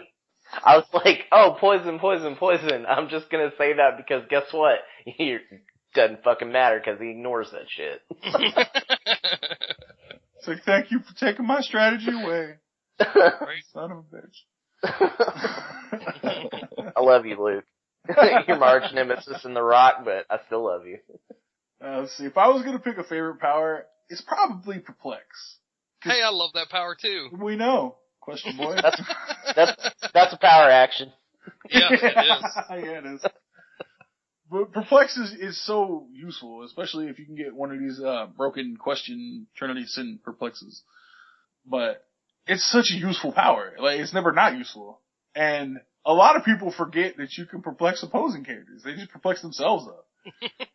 And I'm like, well, man, I'll be playing Jason Allen, and I'll be like, man, I don't know who he's gonna Smeed. I'm just gonna perplex your attack down. You're up. And he'll never let his rage show, which I both respect and hate, because sometimes I just want him to snap at me. Right, because then you're getting to it. Yeah, and I'm like, oh, I made the right move, yes. I might make it to turn 3 this game. Probably not. Well, and there's the end. Shit. But I love Perplex. Perplex is never not useful. At no point do I have Perplex. I'm like, I can't do anything with this. Right? Like, I have nothing to perplex. It's literally useful every single time. Unless you play against the question, and then it's a power action, then it's fucking useless. I'll just go hit him. I don't mind Mystics. It's fine. I just go hit him onto his not perplex power, and I'll be like, I'll flex your attack down. Question? He only loses it for 2 clicks. That's fine. I only need to do him like 3 damage. Good luck. Whatever, Dave. I beat that team. Shut up. Once. We've only played once, so I have a 100% win record. Let's just get back. All right. Right now you do. Right now. I'm sure you're gonna Okay. exact your double question vengeance. Day down the line. I'm screwed at states in Tennessee. Dave's coming from my throat. My most hated power, as anybody who knows me would know, is Pulse Wave. God, do I hate Pulse Wave. It's so OP. It's better now than when I developed my hatred for Pulse Wave, but it hasn't been dumbed down enough for me to be like, you've paid your penance. I still hate it. I hate everything about it. It's like, oh, you see Invisible Woman with Pulse Wave, huh? Oh, okay, whatever. Go on. 5. Yep, that's what I thought. Continue, asshole. I'll just put her on the side here on her KO clicks. Go ahead. I always get the same face with Pulse Wave. Like when someone comes up to like running shot Pulse Wave me, I always do the same exact thing. I just like look around helplessly for answers that aren't there. There's got to be something I could do. Staring into the universe. Like he starts looking. And I'm not the only one over here. He's trying to take away all my stuff. He's taking all my toys. You start looking at your character cards and like checking your resource to see if it's on some kind of magical click number that says that you can't be pulse waved. Oh, but the first time I saw a character with a defense power that said this can't be ignored, I was like, oh my god, I love him so much. Like, I love Ellie Absorber, man. They'd be like, I'm gonna running shot Pulse Wave. Like, how much damage is that gonna do? I perplexed my damage 3 times, so 7. 7. Okay, go ahead. I've done that too. And they'll be like, nothing. I'll be like, that like hits. 7 on a D6. They'll be like, that hits, and I'm like, alright, let me roll this D6. Nope, didn't get a 7. I'm gonna And the look on this dude's face, he was like, it ignores everything. And I'm like, it doesn't ignore this power that says this power can't be ignored. Right? He was so mad. You can suck it. And then, at one of the rocks I played in Lexington that we did, where I smashed Jerry all the way out with Pulse Wave. You feel my pain, Jerry? You feel my pain? Somebody in the Swiss leading up to the cut, like, full moved across the map and running shot Pulse Wave my Silver Centurion. Sorry, buddy. And I just watched him do it. And I want to be that good player that's like, that's not going to work, man. But I didn't. I let this guy come all the way across the map. Hey, so did Jason Alvey in that same exact rock. Now, to be fair, karma got me because I got crushed that game. I played the guy who won that event when he played that Weapon Art Quarry team. Oh, okay. And he was like, I'm a TK out, full move, Pulse Wave. And I was like, no. Okay. I was like, okay. He was like, that's 5 damage. And I was like, not for me, it's not. No. That's not. 0 damage, sir. 0. Hey, eat this torpedo. Nom nom nom nom. It was funny because he hit everybody but Despotellis. And he multi-targeted, like, Despotellis and Silver Centurion and whoever else was on my team. He hit everybody but Despotellis, and the only 2 he cared about were Silver Centurion and Despo. Right. So that made me laugh. I was just like, nope. I mean, but yeah, I hate Pulse Wave, and I love it when it doesn't work out against me. That's pretty awesome. So, speaking of Silver Centurion, he's one of the better pieces out there, especially for the meta, ignoring Pulse Wave and Poison, which are 2 of the super player powers. He's definitely my favorite meta piece. But what are you guys' favorite HeroClix figures, like, ever? Of all time, ever? Now, we're gonna go on to Jason, because he answered this last week, but we're gonna let him give a little more detail. Well, yeah, I already said last week that Iron Pharaoh was my favorite piece, pre-nerf, because I played him and went 15-0 in Swiss and Rocks last year. And I just absolutely love that piece, but loved him. Yeah, loved him. Yeah. He does not love him anymore. Sweet bitch. The coolest Iron Pharaoh thing I've ever seen is I played against a guy who was using a gold-painted Millennium Falcon toy. Yeah. As the Falcon. Wow, that was pretty awesome. That was pretty awesome. I didn't even mind getting my face ripped off. I thought about one time about just like ripping the Phoenix off the Phoenix Force and gluing it to a dial and painting it gold. Like, that's a really big ass golden falcon. But if I had to pick another piece that wasn't Iron Pharaoh, I don't know. I like Engineer a lot. She's a pretty awesome piece. Pretty versatile. I had a lot of fun playing her. Yeah. Oh man, you know what? Your new Golden Falcon, Jason, should just be the Captain America freaking Winter Soldier Falcon and just paint him gold. Well, I took a Falcon off the old Captain America Falcon and painted it gold and put it on a base, which is what I was using. That's perfect. I was going to take that blank Deadpool word bubble and write tweet bitch on it and glue it on there too, but I never got to do it. That would have been the most perfect thing ever. Hey, speaking of gold, is that done or is it something we're still working on? We're still working on that right now. But the Golden Power Plant trophy is coming. Oh man. May 16th. Everybody gotta get down to Big Bang and watch Luke not win the Golden Power Plant. Luke better be there. Watch him get to the top 16 and choke out. And during the match, if you're done with your match during the match, just stand behind him and chant choke, choke, choke, choke, choke. It'll be great. I'm gonna pretend that I'm gonna let him like stroke it lovingly after I win it, and then take it away from him at the last minute. Just need to get a picture of you like holding it and Luke kneeling on the ground beside you in grief. Right. That would be You know what? You know what would be so great is if the person that did win it, like, posted in Midwest Rock and, like, them cuddling it. Just curl up in bed like Luke. I'm just gonna put a video of myself whenever I get it and be like, oh, hey Luke, how's it going? Me and the Golden Power Plant here are about to cuddle up in bed, so we'll talk to you later. And then just hold it up and be the like, light Luke. and the video. You just hold it up and be like, Luke, me and your girlfriend are going to bed. Right. Oh, that's so mean. Put it in the refrigerator. I know he's laughing right now, so I don't care. Right. Dave, this might be the dumbest question I have ever asked you. I want to go last. You want to go last? All right. I want to go last. All right. Kyle, what is your favorite HeroClix of all time? Well, that's a tough one because I have a new favorite piece and then I have an old favorite piece. My old favorite piece was one of the first ones that I ever got when I was, like, first started playing Clix, and that was Casey Superman. I really, really just loved that piece. I loved everything about it.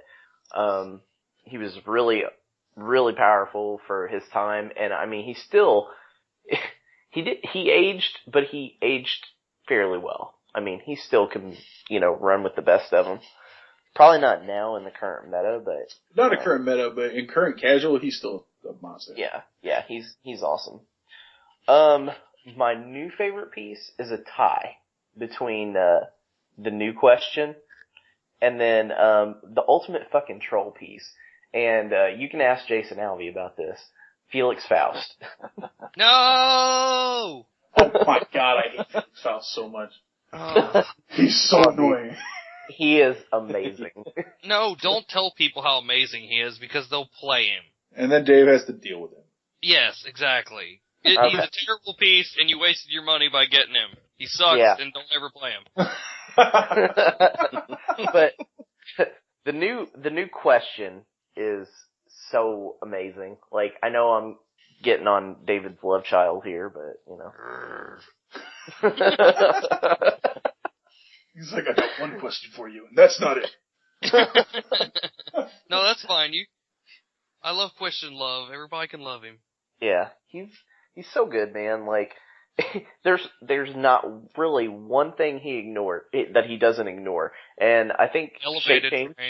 Yeah. But there's a way to solve it. Yeah, there is. Like, what was the one thing that we were discussing about him? Like, there's one defensive power and it was shape change, and then the Wrath Relic came out, and it was like, oh, give him the Wrath Relic, now he ignores everything. Right? He's pretty good, yeah. I could really go off on a tangent on how awesome that new question is. Sorry, we're gonna have you go off on a tangent on the old question. Okay, I got to, just for a second. Alright. Okay, so this guy, freaking, alright, he's got toughness, he's got freaking, poison, he's got shape change, super senses, precision strike, free smoke cloud, charge, outwit. Wild card. Outwit, he's a wild card, he is stupid good, 100 points or 60, and he's in Dom. Solid values across the board. You could literally run up to a dude, punch him with precision strike, freaking drop freaking smoke under him. So not only are you now in stealth, he also has -1 to his attack more than likely, while you're next to him with super senses, shape change, and toughness. And freaking, he can poison him the next turn, he can use outwit. Whenever he has 2 action tokens and he outwits somebody, he gets to take an action token off himself. So he's continuously laying down some whoop ass. He's like went 6. Go ahead. He's a perpetual ass whooping machine? He is a, perpetual ass whooping machine. I went 6 straight turns the last No Tactics Rock without freaking clearing him. He's just awesome. And he's only the second best question in freaking Modern Age right now. And not to mention the fact he can wildcard uncopyables from people that share detective with him. Or Trinity of Sin. Yeah, so like, he can get Outsiders from Fast Forces Nightwing from the Batman set, and he can get, Quintessence from, like, Phantom Stranger. But just overall, he can pick something that's good. So if you play him with Mystics, he actually becomes a Mystic. Yeah, I mean, there's no arguing he's a beast. He's definitely one of the better pieces, especially in Modern. Will, what is your favorite piece of all time? I've got kind of 2 also. One is an older one, is the Flashes. Awesome. From the Death of Old. The Death Duo. Flashes? No, the Duo Flashes. The duo from Brave. The one that, it's got that white power on its last click that you get to reset the board. Yes. Oh, that's awesome. You pick up every object and 300 points worth of other characters, remove them from the map, and then you put them back on the map in any square you want as long as it's legal. That's really awesome. Yeah, the newer one is Vampire Jubilee. I love just that. because it's such a cool design. Like, it's cheap, it's fun. The first team, when I got back into Clix recently, the first team that I actually put thought into, Drew was talking about it earlier, but it was Book of Skulls, Split Lip, and her, but I used Shatterstar. Yes, sir. Yep. That works too. That is the Vampire Jubilee approved tech right there. Yep. Jump over, drop a hammer in everybody's face, heal 4 clicks, now you're on top, +2 attack. Yep. She's a monster. She's a little Literally, monster. I think she has the keyword. She does. Yeah. And then I possessed her with it was either Ophidian or Parallax. Oh, you I don't son of a remember bitch. which one. Yeah, That's just evil, man. He's like, hey man, I had 25 points, you know. yeah, I mean, well, when she's 33 points and then Split Lip for 20 and Shatterstar is what, like 70? 73? Yeah. I've got the points left over. I think I'm fine possessing them. Right. Yeah. No, I'm not gonna argue with you. Yeah, it's a good, yeah. I'm not like, Entity's a bad call. Horrible call. Entities are awesome calls. That's why everybody's afraid of it. I ain't afraid of nothing. Except for Felix Faust. F right? So the terrible Love piece you, of Felix Dave. Faust that nobody should ever play because it sucks. Yeah, it's a terrible piece, and if you guys play it, you're probably just gonna lose all your matches, so I'm just trying to help you out. Yeah, when we play with Felix Faust, we play with old school POG rules, like if I knock you out, I'll keep your piece forever. So don't play with them. This question's my slammer. A little bit of POG knowledge for y'all. Since Dave wants to go last, I'll go ahead and jump in here. I can go with 2-2. My real favorite piece ever is Hammer of Thor. He's expensive. He's like 252 points, but he has, like, his all silver top dial, 12 attack, 5 damage, like 10 range. He's super not modern, but he's so fun to play. leadership, TK, running shot. His sculpt was like the coolest thing ever. He was the first HeroClix piece I ever owned. So I definitely have a lot of love for Hammer Thor. But my favorite modern piece is definitely Silver Centurion, because the meta is always focusing around Pulse Wave. The new meta with Despotellis is focusing around Poison, and he ignores both of those annoying ass powers, and I love him for it. And I get a torpedo to blow you up with for free. What's not to love? I mean, that comes with a bonus torpedo. Right, I'm gonna play Black Falcon next time I play him, and I'm gonna get 2 torpedoes to blow you up with. So by all means, huh? Black Talon. That's what I said. You didn't? You said Falcon. Did I? Yeah. All the Too important much golden Falcon talk. All the important Falcons are black anyway. Anyway, yeah, I'm definitely gonna play him with Black Talon. You're obviously not a Falcons fan. I don't do the sports, sir. I love the sports. I don't sports. I'm lying, listeners. I love the Seahawks. Please don't come kill me.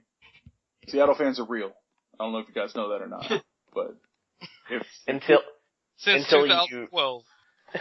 and except for last year when, make bonehead calls to where you throw the ball instead of letting your best running back, move in the end zone. Hey man, Russell Wilson was just trying to get MVP, okay? It didn't matter what team. Didn't matter what team. Man, Kyle, you need to be like Elsa and let that shit go. Right?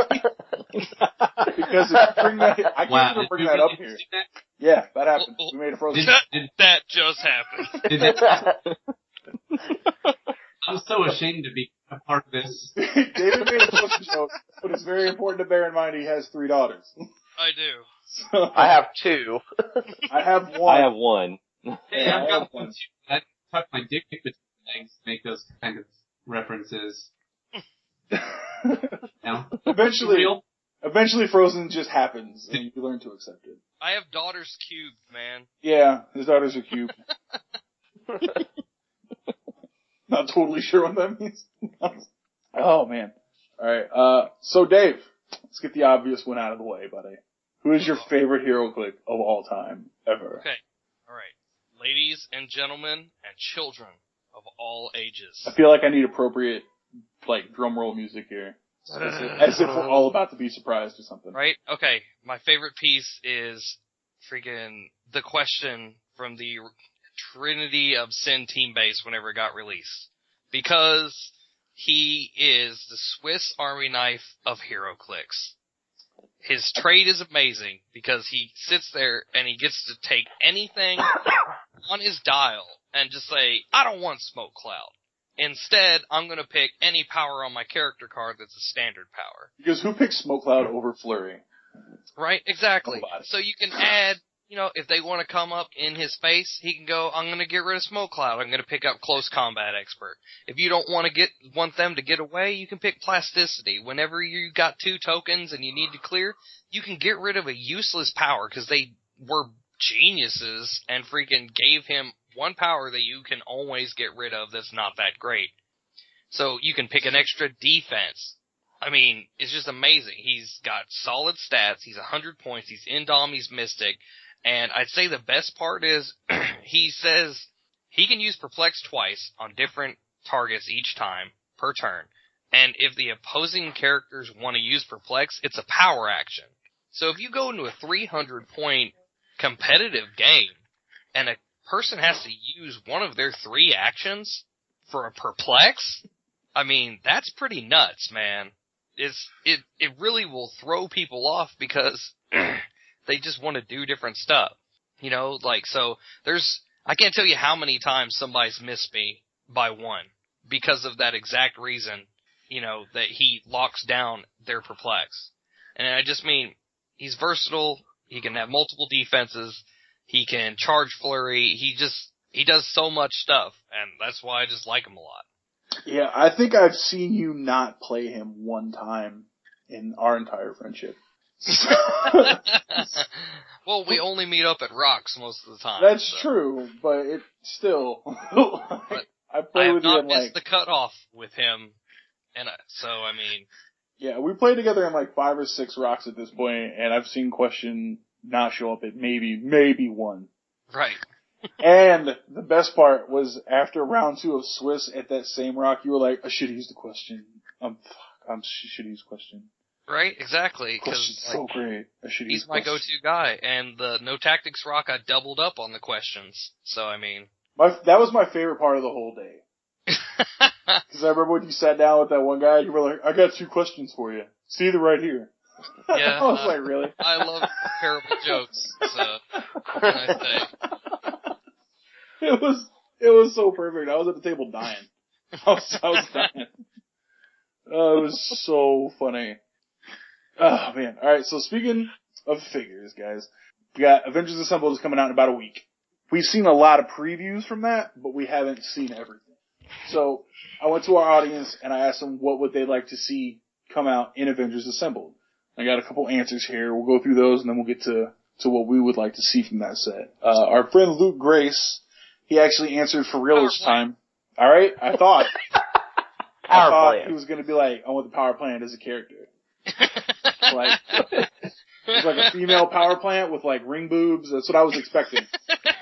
And, he surprised us, guys. He gave us a real answer that had nothing to do with the Mandarin. He said whirlwind. And I don't remember the last time we had a whirlwind. So that's like a legit answer. Now I think we're getting whirlwind because he has an ID card. And I've seen the ID card. So I'm like 90% sure that we're gonna get one. So good on you, Luke. We talked to Rob. Rob said he wants to see a puppet master. Which would be interesting, but I'm not sure how his powers would work aside from mind control. He probably has mastermind, which is fucking stupid.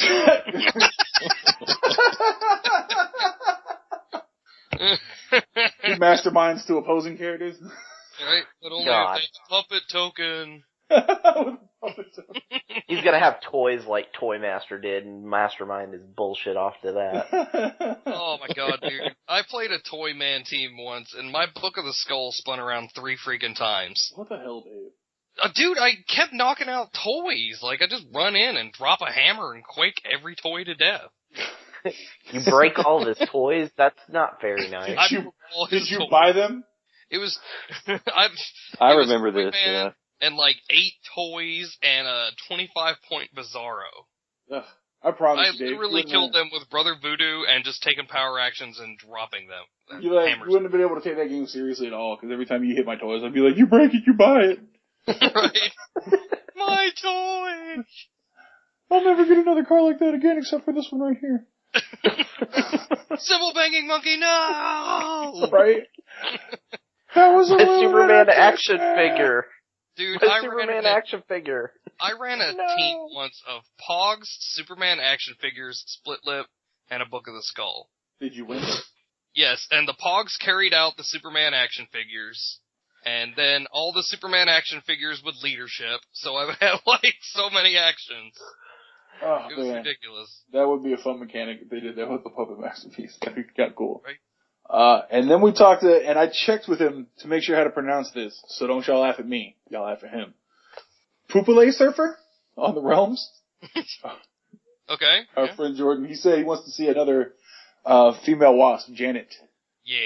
Which would be really cool. We got a good one in Chaos Wars, but as the set is Avengers Assembled, it wouldn't feel right to not have one of the founding members somewhere in the set. Yeah. Yep. Yeah, so, and I'm sure she's gonna be good. They need to promote that Ant-Man movie. Right? That's what I said. I was like, people care about Hank Pym? What? It's not even Hank Pym, yo. It's Scott Lang. People know who Scott Lang is? Of course we do, but people... They will. And then everybody's gonna be like, Scott Lang is my favorite Ant-Man. And they'll be like, shut up. They'll be like, I love Scott Lang. And I'll be like, really? Why don't you tell me about Scott Lang without quoting anything from the movie? Go on, I'll wait. Right? Played by Paul Rudd. Yeah, that's what the fuck I thought. Sit down, shut your face. You don't get to talk anymore. Pretty much. Alright, Dave, if you could get an Avengers made and Avengers assembled, who would it be? Okay, so it's Avengers Assembled, so it probably won't be this way, but it would be cool if it had some, other Avenger teams, not just the main, guys. So I think it would be sweet to have a new Wiccan piece. Because, Young Avengers. Yeah, from Young Avengers, because and some of the other ones would be good too, like a Kid Loki, but I just think a new Wiccan would be good. I mean, he's got chaos magic like his mom, and he's kind of a little smart ass and an interesting character. And actually, one of the few characters who are homosexual and actually have been homosexual pretty much the whole time they've been a character. Instead of, whatever they decide to do in the writing, like, he's actually been that way. So, I mean, but I just like the character in general. He's really good. And, if they made him cheap, kind of like the old, Chaos War Fast Forces Scarlet Witch, I think he'd be really cool. Yeah, I've always liked Young Avengers. It was a really interesting story, and it's a good book. They had a lot of characters in there that were really fun. I like Wiccan a lot. I always have. Yeah. He's a really interesting character. Because I read from issue 1, so I remember when he was like Kid Thor. And I was like, that's a horrible name. Like, what are you guys doing? But he's once they separated him away from Thor, he became a really, really awesome character. Yeah. Kyle, you have somebody made in Avengers Assembled, who would it be? Well, we just got one of her in the AOU, but a new Switch, man, like a go-to Switch, like the Fast Forces Chaos War one.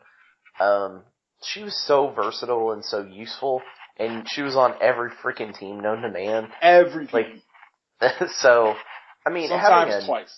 Yeah. Having a new one of her to go to, like a go-to piece, would be really awesome. I don't know if they'll ever capitalize on something as amazing as what she was for her time. And her point value. The point value is what made her so crazy. Yeah. Like the AVX, which was really good, but point value-wise, she just didn't stack up. No. Like, I would still go for the Chaos War one every single time. Mm-hmm. Yeah, most definitely. Jason, if you could get somebody from Avengers Assembled, who would it be? I want a Spider-Man that starts with full move charge and, like, improved movement, ignores everything. Why can't I get the Spider-Man that starts with charge? Wait, can we get a Spider-Man with some traded super senses that doesn't have that trashy AVX traded super senses, please? Right, yeah, what's up from both range and up close. Yeah, yes. WizKids, you need to let Jason Alvey design a freaking Spider-Man piece. He'll do it justice. Oh my god. Way better than you guys, okay? The AVX piece came so close, but it just wasn't quite there. It was like, you can punch him directly in the face though. And I'm like, when does Spider-Man not dodge punches? Yeah. I mean, we never get a Spider-Man with opening, moving attack powers. Not moving attack, because you're going to take a minus to your attack. I mean, just straight up charge, right? Right. Yeah, that would be great. I'd like this. I love Spider-Man, and I feel like he almost never gets represented properly. No. I like the Web of Spider-Man. A lot of people haven't been playing that long and don't know about that one, but that was like the first Spider-Man. Everybody that was playing at the time called him Unhittable Spidey. And what did he start with? He had the trait 4, 5, 6 the trait 4, 5, 6 super senses. That's what made him so ridiculous. And he started with Leap Climb. Yeah, Leap Climb mattered back then. Oh my god, we've gone full circle. It still wasn't moving attack powers. No, it wasn't moving attack, but moving attack wasn't nearly as common at that time as it is now. Well, I mean, I think moving attack, I mean charge, running shots, something to that effect. Yeah, no, those type of powers, they were there, but they weren't in like 60 to 70% of a set. Well, I think the thing was they didn't want to make an expensive Spider-Man with that trait, because that thing's ridiculous. Yeah. If they had given him, move and attack and a high attack value and stuff like that, he would have been stupid good. Yeah, for that one you want to look at Black Suit Spider-Man, because at the time his name was Ass-Beater Spidey. We had 3 Spideys that had the same sculpt. And it was, the walls, yeah. Yeah, the wall in the corner of the wall. Yeah, it was Unhittable Spidey, Ass-Beater Spidey, and Scarlet Spidey. Those were the 3. And they were all really good for different reasons. Spider-Man just never has gotten done his due justice, I don't think. No, he definitely hasn't. They always seem to give, like, one of the Spider-Mans, they give them one thing but not the other. Like, okay, cool, I have the charge ability, but I don't have super senses on a 4 to 6, up close and range. That's stupid.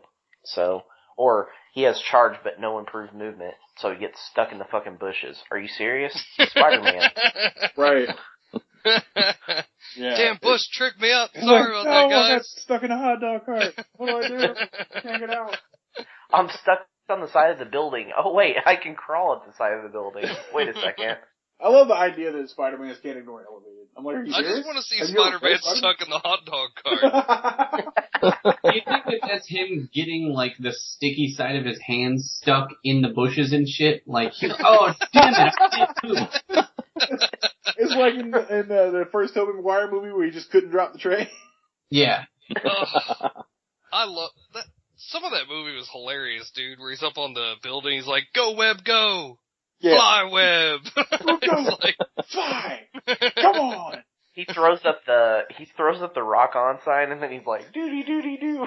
Yeah. He rocks his hand back and forth. He's like, it's not working. It was so funny. Alright, Will, what Avengers piece would you put in Avengers Assembled?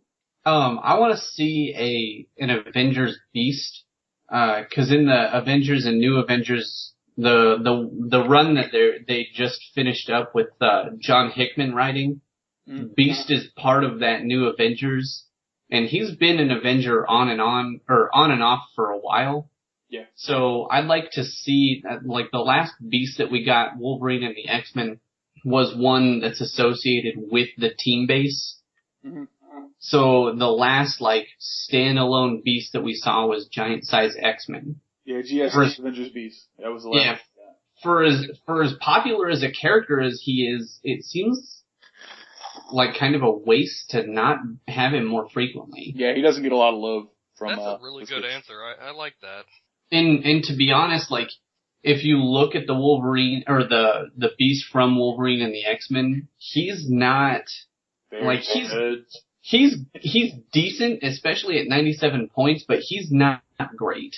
And he, like, for the powers that he has, does not speak to Beast at all. Like, he's got Battle Fury on 2 clicks. What the hell is that?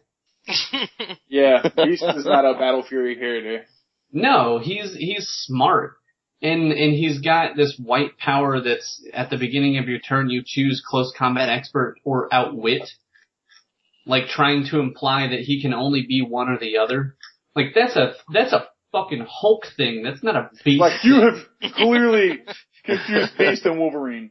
You have misrepresented the Beasts. You don't misrepresent Hank McCoy.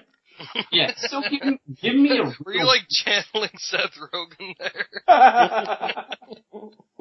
Have you seen how much I eat, Dave? I've been channeling Seth Rogen since before Seth Rogen was a thing. You know, one of the other things that I kind of hope that we get in the set, I'm sure that it's a shoe-in with all the shit that's going on right now, but I want my Disney Princess Thor. I'm sorry. No, she's not. She's in the Shield, man. She's coming in the Shield set. She's not in the set. Oh, sad They've already day. confirmed. But Yeah, she's coming. She's on the way. She's gonna be a super rare, mark my words. Yeah. Dude, I know that she's coming in that set, but can I just say how excited I am to get Agents of S.H.I.E.L.D. pieces? Like, I'm so excited to get freaking Simmons and Fitz His and monkey. Sky. And his monkey. Yeah. Oh yeah, and the monkey. Oh, yeah. That's the thing. so DC needs to come out with their own Flash set we discussed last time. Yeah, they do. Get on And it. Arrow, for God's sakes. Well, I said Arrow and Flash. Yeah, it's Arrow and Flash. We talked about last week, like a W. I'd love to have a Smallville set. The sad thing with that, I think Smallville's opportunity is past. Oh Yeah. it's fun. It's Wasn't super there weird. a Smallville Flash Fast Forces? I don't It think was so. based on comics, though. It wasn't based on TV. Okay. Yeah, okay. Yeah. I mean, it would be fun to see because of the way they did everything a little bit different. I didn't hate Superman for Smallville, which is really impressive because I hate Superman. Sorry, Because it Kyle. wasn't Superman. It's okay, buddy. Sorry, Kyle, I hate that character so much. I actually liked him because he wasn't Superman, yeah. That's how I know in Man of Steel they did Superman terribly, because I like that Superman. Drew, to be honest with you, man, I catch a lot of hatred for Superman being my favorite, but he's been my favorite since I was 2, so. I'm not gonna give you a lot of 29. flack, because 99% of the time, right, when you're like, oh my god, why do you like Superman? He's a horrible character. They're like, well yeah, he was my dad's favorite, and then when he died, I just kind of liked him too. And then you feel like a piece of shit.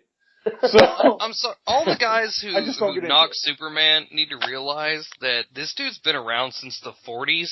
It's a little hard to freshen up a character. You know, it's like, so you're in the 40s and you're making these comics, okay? And everybody's like, he's got too many powers. It's like, well, yeah, they've been writing him since the 40s. He can only punch somebody so many times before people are like, this crap's boring. Here's something interesting about Superman that most people actually don't know. Do you know what Superman's original power set was? Being really good looking? No, He's Superman just like, hey, baby. in his He could jump really high. In his He can first jump really high. in his first comic book, in his first comic run, Superman's powers were the ability to develop powers to deal with any situation. That's why Superman had so many powers, because his power was to create powers. Didn't he just get a new power in the comics? I'm sure he did, but I don't read them. He His did. pulse wave. He picked up Pulse Wave for reals. With a Nova Blast helmet. Yeah. I'll just be reading books Like I the hate solar Superman flare? so much. Yeah, he absorbs the sun, and then he can like pretty much create this a mega wave type thing. So, what But you're then he telling per day, wait a so minute. like, Wait a minute. What you're telling me is that they are actually turning him into a Dragon Ball Z character. Solar flare! give me your energy. I can't wait for that click. If he gets the spirit I want bomb, a Superman. I'm done. I want a Superman with pulse wave. Hell yeah. I want a Batman with Pulse Wave, because it makes sense. Hey, there is one. There's like one or two that can get Pulse Wave. There's no Batman with a yellow attack. Yeah, there is. Is there? Isn't there? Yeah. I don't think there, because I looked for a couple The weeks ago. Batman with the Green Superman symbol. Oh, okay. That one. What about the Green Lantern one? Doesn't he have Pulse Wave? I don't think he does. But the new Trinity War one, you can pick pulse wave as part of his. See, thing, I didn't. but- Normally, I wouldn't agree to the whole Batman gets Pulse Wave thing, but I played Injustice and watched the beginning, and now it all makes sense. Oh yeah, absolutely. Because as a Clix player, I like to bring Clix into my real life as much as possible, especially when other people around me don't understand what I'm talking about. It's a good way to make friends. Yeah, especially weirding people out. I love it. But that part where he jumps in and the crowd of police show up around him, and I'll be like, I'm gonna Pulse Wave, and then he hits the button and does the shockwave thing. And I'll be like, and then I'm gonna use the smoke cloud or the smoke pellets off my utility belt, and he drops the smoke bombs. And then I'm gonna, as a free action, I'm gonna grappling hook on top of this building. And everybody who doesn't know Clix is like, what the fuck are you talking about, you idiot? And all my Clix friends are dying. It's hilarious to them. So at this point, I wouldn't argue with Batman having a Pulse Wave. But if I was gonna put somebody in Avengers Assembled, I'd do Luke Cage. We haven't had any version of Luke Cage since Captain America, and he's such a fun character. I don't know how this Netflix show is gonna be, but I'm hopeful, because Daredevil was fucking spectacular, in case Yeah, it was. people don't know. Go watch it right now. Pause this, stop this show, and go watch Daredevil, and come back when you're done. Or just finish it, because we're nearly done anyway. Yeah, we're getting close. Yeah. Alright, so if you guys want to be on the show next time, just answer our audience interaction question. If you won the world championship, what piece would you make, and what would their primary trait / power be? Because we have worlds coming up in a very short time frame. So whoever does win worlds, you should listen to the show and get ideas and not make another stupid piece. That would be really great.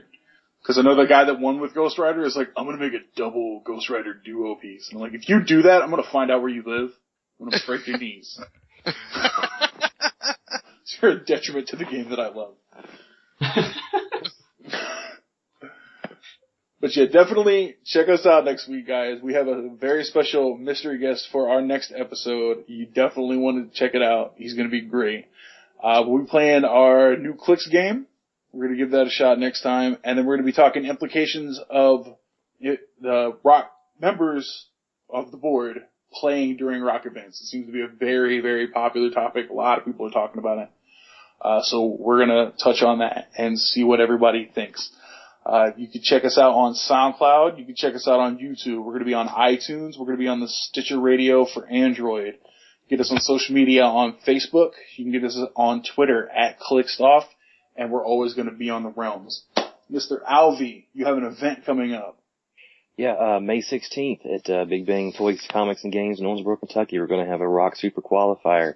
You need to be there. It's going to be the biggest event in the Midwest this summer. I'm telling you. Show up. Yeah, it's definitely going to be great. I love events at Big Bang. It's an awesome place. Kyle, you have anything to say on the way out the doors, sir? No, I appreciate you guys having me on. Had a great time. Looking forward to doing it again sometime. Not a problem, sir. For those who don't know, when we first created the podcast, Mr. Cooney here was my co-host. It was going to be me, Mr. Cooney, and Luke Grace. And then for scheduling reasons and because he's awesome, we brought Dave in. And then the other two gentlemen had to bow out on a permanent basis. So it was good to have Kyle on the show. It felt a little empty without him here from the beginning. So it's definitely great to have him on. Will, you got anything you want to say to the lovely people before we head out? Stay beautiful. Stay beautiful. Oh, thank you. He's talking to overweight comic book nerds, and he called us beautiful. You're each your own special snowflake. I'm not totally sure what the implications of that are, but you know, if you play this venue, maybe you can score some bonus points or something. I don't know. All right, Dave, what you got to say to everybody? Thanks to Will and Jason and Kyle for coming on, and fuck you, Turtle. Fuck you, Turtle. God. You're already so glad he's unique, or people would just play 5 turtles at events just to piss you off. Yep. Especially Easton. Yeah, that thing with Easton. Oh my God, that was for so those awesome. who don't know, Easton Brock is a good friend of ours. He posted on our Facebook page a picture, and he put Dave in there, and it's like 110 turtles. Wait, am I actually in the No, picture? you're not in it, but he tagged you. Oh, okay. Yeah, I saw he tagged me. There's like 110 turtles lined up like a battalion squad. It's hysterical. I had to zoom in before I could realize what was going on. I was like, what are you tagging me? Oh my God, those are turtles. It was so funny. Oh man, I laughed about that forever. Alright, well you guys definitely go check out clixland.wordpress.com. It's a great HeroClix blog. Touches on everything you need. I don't know how many guys are running it, but it's gotta be more than one. They're on top of everything all the time. It's crazy. And we will see you guys next time. Be sure to tune in. Awesome guest host. You're gonna love it, I promise.